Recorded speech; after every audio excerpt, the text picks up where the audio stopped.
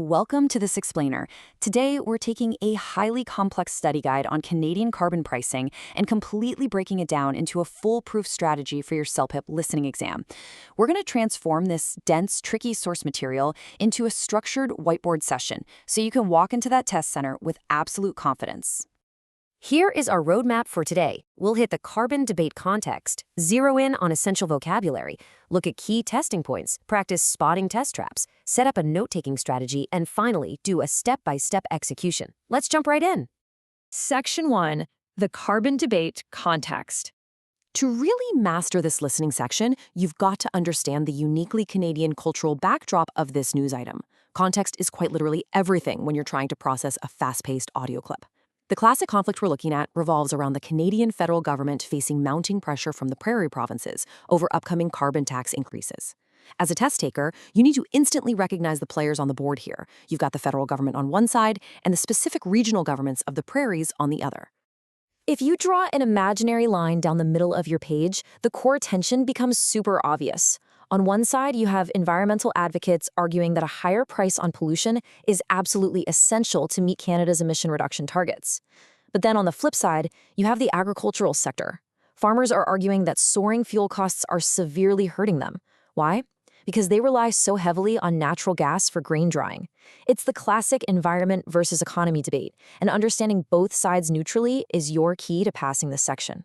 Section 2, essential vocabulary. You can't analyze the debate if you don't speak the language, right? These aren't just vocabulary words. They are the literal building blocks of the audio passage. You need to instantly recognize concepts like profit margins and rebates without pausing for even a second to translate them in your head. When the government says they offer rebates, which are financial returns to offset costs, you need to know exactly what that means in real time. Now, CELPIP examiners love to test difficult phrasing. You must train your ears for the connected speech in a phrase like mounting pressure.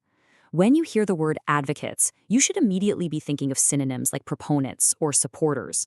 If the audio says costs are soaring, your brain should automatically associate that with skyrocketing. And if critics call the rebates insufficient, well, you know that means they are inadequate or simply not enough.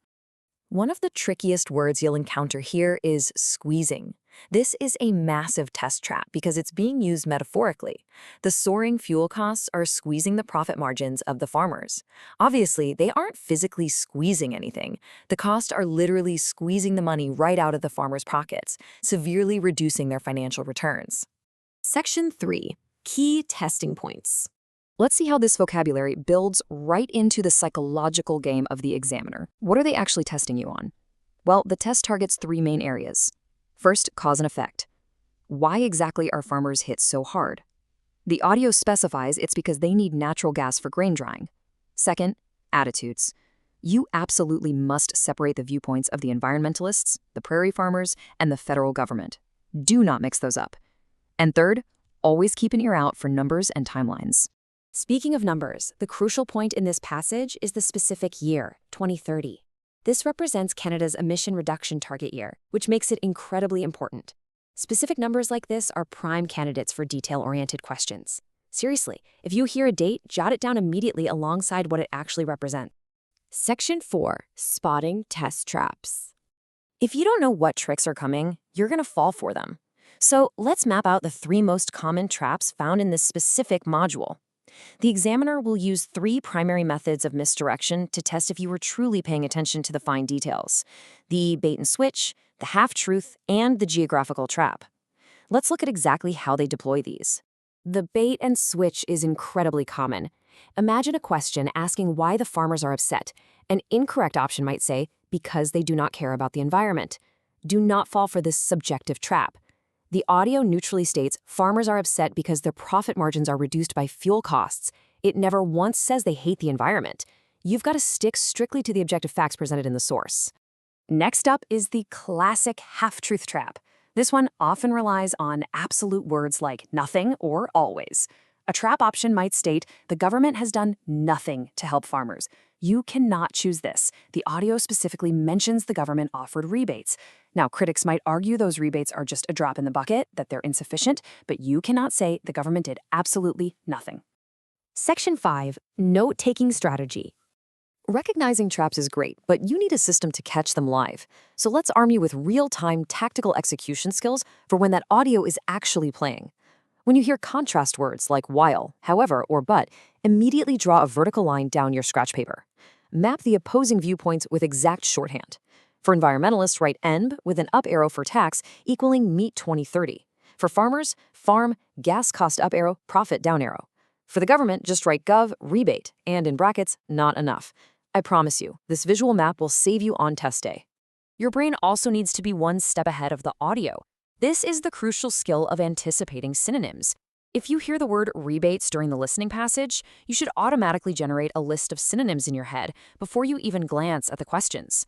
Expect to see words like refund, compensation, or financial return in the correct multiple choice options. Section 6, Step-by-Step Execution. Let's pull all of this together now and apply our whiteboard strategies to a simulated test question directly from our source material. We are going to deconstruct this exact problem piece by piece. Watch how easily the correct answer reveals itself when you just follow the steps. Okay, this is exactly how the question is going to appear on your screen. According to the news report, what is the primary concern of the agricultural workers regarding the new policy? Your very first and absolutely most critical step is always to identify the core target of the question. Here, the target is the agricultural workers, which correlates perfectly to the farmers we discussed earlier. We are looking for their primary concern. So here is how we execute. Step 1, target identified. It's the farmers. Step 2, we look right at our shorthand notes. We wrote gas cost up means profit down. Step 3, process of elimination. We easily eliminate the option about failing to meet 2030 targets because that's the environmentalist goal, not the farmer's concern. We eliminate the option saying financial compensation is delayed because the audio said the rebates were insufficient, not delayed. This brings us to step 4, our conclusion. The correct option states that increased energy expenses are reducing their financial returns. We lock this in, no hesitation, because energy expenses is a perfect synonym for fuel costs, and reducing financial returns is exactly what it means to squeeze profit margins. Boom, done. Let's leave you with this one final thought. Think back to that geographical trap we mentioned earlier. Review your notes today, practice your shorthand, anticipate those synonyms, and ask yourself this. When the examiner suddenly swaps prairie provinces for coastal provinces in an answer choice, are you going to be ready to spot the trap? Stay sharp and good luck with your prep.